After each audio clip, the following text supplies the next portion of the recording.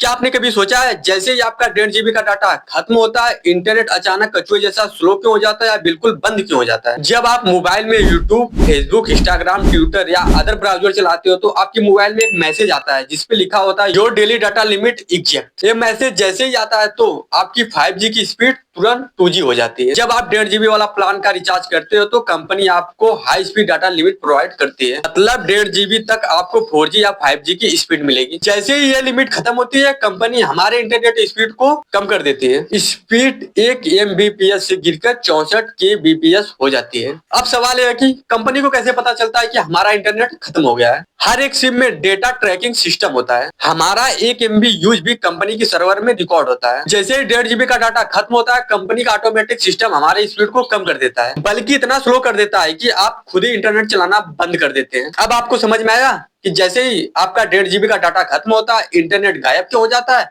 ऐसी ही जानकारी देखने के लिए हमारे चैनल को सब्सक्राइब जरूर करें।